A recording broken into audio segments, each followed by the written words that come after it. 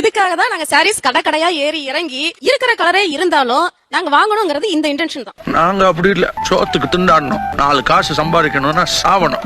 500 ரூபாய் புடவை எடுத்தா நாங்க எப்படி அதை சேஃபா மெயின்டைன் பண்றோமோ அதே லட்சணத்துல தான் 50,000 ரூபாய் புடவை எடுத்தாலும் நாங்க மெயின்டைன் பண்ணோம். ஆனா கட்ட மாட்டேங்கிறானுங்களே, கட்டி தொலைஞ்சாதான் என்ன? சேலையை கட்டி நின்னா மட்டும் சிரிச்சு மேஞ்சிருவாங்களாக்கும்.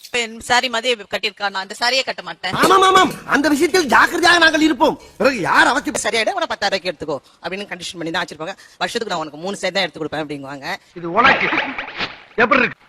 ரொம்ப நல்லா இருக்குதுங்க. எங்க ஆத்தா வீட்ல கூட எனக்கு இப்படி வாங்கி கொடுத்ததே இல்ல. உங்களுடைய பார்வையில ஒரு சுயநிதி குழுல இருக்கிறவங்களுக்கோ உங்களுக்கு வந்து ரசனை உயர்ந்ததா இல்ல, நம்மளுக்கு தான் உயர்ந்த ரசனை நீங்க உங்களுக்குள்ள நினைச்சிருக்கீங்க. எங்க ஊர்லயே புடவை கட்டுறதுல நான் ஸ்பெஷாலிட்டிங்க. நம்ம ஒரு புடவை எடுத்திருக்கோம், அது வந்து ஸ்டேட்டஸ் வந்து 500 400 2500 25,000 அது பாக்குறது இல்ல, நமக்கு பிடிச்சி எடுத்திருக்கோம். சிந்தாம ஒத்துப்பாய் எங்க படிக்க மனுஷனாரா நீங்க எல்லாம். அந்த கடையை சொல்லாம இருக்கிறதுக்கு இவங்களும் இதே மாதிரி தான் சொல்லுவாங்க. எனக்கு மேல உள்ள தாசு அந்த மாதிரி கட்டிட்டு வந்தாங்கன்னா மேடம் உங்களுக்கு மாதிரியே தான் இன்னும் இருக்கு அப்படிம்பேன். அதே ஸ்வீப்பர் கட்டிட்டு வந்தா அடுத்த நாள் கட்ட மாட்டேன்.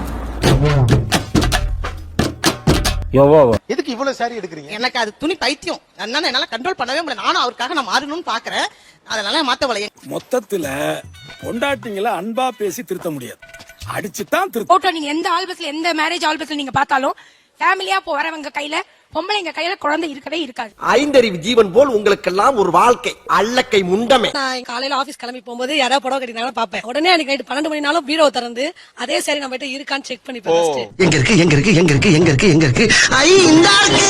மேடம் உங்ககிட்ட எவ்வளவு சாரி இருக்கு? 270. மேரேஜ் முன்னாடி ஜாப்ல இருந்தேன் சார். அப்ப வந்து டெய்லி ஒரு சாரி கட்டணுங்கிற மாதிரி எடுத்தது. உங்க ஆசை நியாயமானது, உங்க நேர்மை எனக்கு ரொம்ப பிடிச்சிருக்கு. ஒருத்தங்க வந்து ஒரு 25,000 ரூபாய்க்கு எடுத்தா நம்ம ஒரு 45,000 ரூபாய்க்கு எடுக்கலாம். அந்த ஆரஞ்சு கலர்ல ஒரு மாங்காய் பூ போட்டிருக்குல்ல, சிவப்பு கலர்ல ஒன்னு தேங்காய் பூ போட்டிருக்குல்ல, அதை தாங்க. கட்டுக்கிறதுல இன்ட்ரெஸ்ட் வரல, கட்டி விட்டா கட்டிப்பேன். அதாவது சமைச்சு கொடுத்தா சாப்பிடுவோம் மாதிரி. அதுவும் கோழி குழம்பு இல்லாம திங்க மாட்டாரு மைனரு. எல்லாருமே வந்து நமக்குள்ள நடக்குது, நம்ம வீட்டுல சேர்த்து வச்சுக்கிறோம், பீரோக்குள்ள வச்சுக்கிறோம்ட்டு கிச்சனை தாண்டி பீரோக்குள்ள போயிருக்கீங்க, வெளியில வரவே இல்ல. பேச்சு மட்டும் மதர் தெரேசா மாதிரி, மத்தவங்களுக்கு ஒண்ணுனா மயிரா கூட மதிக்க மாட்டீங்க. ஏன்னு கேக்குறேன். 500 ஏன் அவ்வளவு வாங்கிட்டே இருக்கீங்க? பாக்குற இடம்லாம் ஏன் சாரி? எங்களுக்கு தெரியாதா? நீ வந்து எங்களுக்கு சொல்லி கொடுக்குறியா? பிளவுஸ் அக்சஸரீஸ் இத ஒட்டி வேற என்ன அபத்தங்கள்லாம் நடக்குது? சார் நிறைய பேர் இந்த பிளவுஸ் நல்லா தைக்கிற டெய்லர் சொல்லவே மாட்டாங்க. அதெல்லாம் ரகசியம் சொல்றதுக்கு இல்ல. கட்டிட்டு வந்தா அடுத்த நாள் கட்ட மாட்டேன். வாய் கிழிச்சிரும். உங்களுடைய இந்த பிளவுஸ் எங்க தச்சீங்க? டைலர் பேர் நானே சொல்லணும்னு நினைச்சேன், நீங்களே கேட்டீங்க. மேடம் உங்ககிட்ட எவ்வளவு சாரி இருக்கு? 650க்கு மேல 700க்குள்ள இருக்கு. என் ஹஸ்பண்ட் வந்து 20 வருஷமா என்கிட்ட போராடிட்டு தான் இருக்காங்க. ஒரு பிரச்சனையிலேயே படுத்து பிரச்சனையிலேயே எந்திரிக்கிற மக்களாக நம்ம 250 சார். 250 இவ்வளவு வாங்குறதுக்கு என்ன காரணம்? 250 புடவை சார் ஒரு புடவை எடுக்கலாம்னு கடைக்குள்ள போவோம். அங்கதான்டா இருக்கு இந்த ஸ்டைல் பாண்டியோட ட்விஸ்ட். ஒரு நாள் பஸ்ல போனேன் ராணிப்பேட்ல இருந்து வெள்ளூருக்கு. அது திருவள்ளூர்னு ஒரு சின்ன டவுன். சாரி தொங்கிட்டு இருந்தாங்க, அங்கே இறங்கிட்டேன் நானு. இறங்கிட்டீங்க. கூடவே வர. ஆனா கட்ட தெரியாது, யாராவது கட்டி விட்டா உங்களுக்கு வசதியா இருக்கும். ஆனா 270 சாரி வச்சிருக்கீங்க. வெரி குட்ரா. அது எப்பறம் என்ன பத்திர எல்லா விஷயத்தையும் மிக தெளிவா புரிஞ்சு வச்சிருக்க நீ. பிடிக்காதனால அடுத்த நாள்ல இருந்து டிரா பண்ணிடுறோம். அந்த புடவை வேண்டாம் அப்படின்னு சொல்லி போட்டுறோம், அவ்வளவுதான். ஏய் money come today go tomorrow யா. இவ்வளவு பெரிய கோடீஸ்வர வீட்ல பிறந்து இதுக்கெல்லாம் போய் அழுகலாமா? போனா எல்லா கடை ஏரியா இருக்கும். என் சிஸ்டர் பசங்களை கூப்பிடுவேங்க வந்து மெட்ராஸ்க்கு வந்து. நான் கடைக்குன்னு சொன்னோன்னு ஒருத்தர் வீட்டுல இருக்கும் வர மாட்டாங்க. ஆமா ஆமா. அட என்ன தலைவரே, கோபாலு என்னைய மாதிரி தைரியமான ஆளா இருந்தா பரவாயில்ல, கொஞ்சம் பயந்தவன் தானே. பேருக்கு உண்டு. ஏங்க அப்படி? சார் அது வந்து கட்டுறவங்கள பொறுத்துங்க சார். இப்ப நான் வந்து ஆபீஸ்ல ஒர்க் பண்ணிட்டு இருக்கேன், ரெவென்யூ டிபார்ட்மெண்ட்ல ஒர்க் பண்றேன். எங்கேயோ பார்த்த மாதிரி இருக்கு. ஆனா நம்ம புளியம்பள்ளி சரோசாங்க வந்து சமைக்கவும் தெரியாது சார். சமைச்சு கொடுத்தா சாப்பிடுறவங்க ஒரு 4 இட்லி சாப்பிடலாம், 270 இட்லி சாப்பிடுங்கிற மாதிரி. ஒரு புடவை வந்தது, அது கட்டினதுக்கு அப்புறம் பாத்தீங்கன்னா ஒரு சுயநிதி கூட அதே கட்டிட்டு ரோட்ல போயிட்டு இருக்காங்க சார். நம்ம அதை கட்டிட்டு எப்படி சார் நம்ம ஃபீல்ட் போக முடியும்? கேக்குறேன். என் தம்பி எல்லா கேமராவும் ஓடிக்கிட்டு இருக்கு. ஆமா எல்லாம் தான் ஓடுது. அப்புறம் மேரேஜ்க்கு அப்புறமும் சரி, ஹஸ்பண்ட் வீட்டு சைடும் சரி, என் வீட்டு சைடும் சரி, ரிலேட்டிவ்ஸ் வந்து ரொம்ப ஜாஸ்தி. அதனால ஏதாவது ஃபங்க்ஷன் வந்துட்டே தான் இருக்கும். என்னமோ இவனுங்க பொண்ணு பார்க்க வந்த மாதிரி பூ வச்சுக்கிறதும் பொட்டு வச்சுக்கிறதும் புடவை கட்டிக்கிறது தாலி. ஏன் அப்படி எதுனது? அது என்னவோ அந்த மாதிரி ஸ்வீப்பர் கட்டிட்டு வந்தா நான் கட்ட மாட்டேன். அது நம்ம ஸ்டேட் அது அந்த ஒரு ஆபீஸ்ல ஒர்க் பண்ணிட்டு இருக்கோம், அந்த லெவல் நம்மளுக்கு. ஐயோ புதுமை பெண்ணா, புதுமை பெண் பைத்தியக்காரத்தனமா பாரதி கனவு கண்டு வச்சுட்டு போயிட்டான். ஆனா நீங்க எல்லாம் உருப்பட போறது இல்ல. அது அன்வென்டா ஏலியன்ஸ் எல்லாம் வரப்போறது கிடையாது. நம்ம மனுஷங்க மாதிரி தான் இருக்க போறோம். என்ன சண்டைக்கு வர்றையா? தெரியுதுல்ல மண்ட பத்திரம். நீங்க போட்டுக்க சுடிதார் இந்த மாதிரி ஒரு குழு போட்டுருந்தாங்கன்னா நீங்க போடுவீங்களா? கண்டிப்பா போட்டுப்பேன். நான் ரொம்ப சந்தோஷமா எங்க வாங்குனீங்க நம்ம வாயால வேண்டாம் சொல்லுங்க மேடம். இது க்ளீன் பண்றவங்களா வாழ்க்கையில அப்படிதான் வாழ்ந்துட்டு. இந்த சமயோஜித புத்தியும் பணிவும் உங்களை எங்கேயோ கொண்டு போகுது. உங்கள்ட்ட எவ்வளவு சாரி இருக்கும்? 500 above இருக்கு என்கிட்ட. 500 above. அது வந்து நான் கட்டுறதே இல்ல. பாக்குற இடமெல்லாம் சாரி வாங்குவேன் நான். ரொம்ப திட்டவும் முடியல. ஒரு அளவுக்கு மேல வேணா வேற ஏதாவது வார்த்தையை பேசி விட்டுருமோன்னு வேற பயமா இருக்கு. மனசாட்சி விரோதம் இல்லாம சொல்லுங்க. நீங்க போட்டுக்க சுடிதார் இந்த மாதிரி ஒரு குழு போட்டாங்கன்னா நீங்க போடுவீங்களா? நீங்க சொன்னீங்கல்ல ஸ்வீப்பர் போட்டுருக்காங்கன்னு. அத பத்தி பேசாத நான் கேக்குறேன் பதில் சொல்லு. ஒரு கலெக்டர் கட்டிட்டு வந்தா உங்களுக்கு கட்டுறதுக்கு ஓகே, ஆனா ஒரு ஸ்வீப்பர் கட்டிட்டு வந்தா ஒரு பிரச்சனை. அவ்வளவு வெக்கமா இருந்தா எங்கேயாவது போய் வெஸ்ட குடிச்சிட்டு செத்து போங்க. இதுக்கு என்ன இது? அப்ப புடிச்சதா சாரி கட்டுறவங்க ஒண்ணு எல்லாருக்கும். அப்ப நம்ம டேஸ்ட் அவ்வளவு இதுவா போயிடுச்சா? வேணாம், நமக்கு வேண்டாம். என்ன கொடுத்தாங்க உனக்கு வேணாங்கிறப்ப? நான் மோசமான ஆள். அதனால என்கிட்ட சேலரி வந்து 5 வருஷமா வாங்கிட்டாங்க. கடைக்கு ஆச்சு போறாங்கன்னா ஒரு கண்டிஷன் பண்ணி தான் வச்சிருப்பாங்க. நீ போய் நிறைய சாரி எடுக்க கூடாது, ஒரே சாரி தான் எடுக்கணும். அவன் போறான் பொச கேட்டவன். என் அழகுக்கு அந்தஸ்துக்கு நான் இப்படியே தான் சாகர வரைக்கும் இருப்பேன். நீங்க கட்டியிருக்கிற ஒரு புடவைய இன்னொருத்தங்க கட்டியிருக்க பாக்க எனக்கு சகிக்கலன்னு சொல்றீங்க பாத்தீங்களா? அந்த இடத்துல உங்க ஹியூமனிட்டியை கொஸ்டின் பண்ணப்படுது. மன்னிச்சுக்கமா, தெரியாம வந்துட்டேன். இந்த கிளிக்கிறாள் எந்த ஒரு காரியா இருப்பா? ஆக்சுவலா அது இஷ்யூவாவே உங்களுக்கு படல. It's very unfortunate. என்னன்னா நீங்க இன்னசென்ட்டாவே இதை சொல்லிட்டு இருக்கீங்க. இது எவ்வளவு பெரிய தவறான ஒரு விஷயம்னு தெரியாம. அதுக்கு சூதுவா தெரியாம வளர்ந்துட்டேன். என்ன பண்ண சொல்றீங்க? சூதுவாது தெரியாதா? ஒரு அந்த சுயநிதி குழுக்காரங்க அதே புடவை கட்டிட்டு வரும்போது நம்மளும் போனா நமக்கு அவங்களுக்கு என்ன டிஃபரெண்ட் வரும்? என்ன டிஃபரன்ஸ் வேணும்னு நீங்க நினைக்கிறீங்க? உட்கார்ந்துட்டு திமிரா உட்கார்ந்துட்டு பேசிட்டு கூடாது. ஒழுங்கா இருக்கணும். சும்மா இங்க தேவையில்லாத வேலையெல்லாம் பேசிட்டு நீங்க வாங்கி கொடுக்கலாம். அவங்களா எடுத்துட்டு இருந்தாங்கன்னா அதை உங்களால அக்செப்ட் பண்ணிக்க முடியாது. நீங்க கொடுத்து அவங்க கட்டினா உங்களுக்கு ஓகே. அப்படி ஓகே. பார்ட்டி வில்லாதி வெள்ளியா இருக்கும் போல இருக்கு. அதனால தானே மாப்பிள உன்னை கொண்டு வந்து நான் இங்க இறக்கி இருக்கேன். ஒரு அவங்க ஸ்வீப்பர் சொன்னீங்க, அப்புறம் சுயநிதி குழு, அதெல்லாம் நிச்சயமாக நீங்க கொஞ்சம் மாறணும். அது தவறும் கூட, அது பேசக்கூடாது.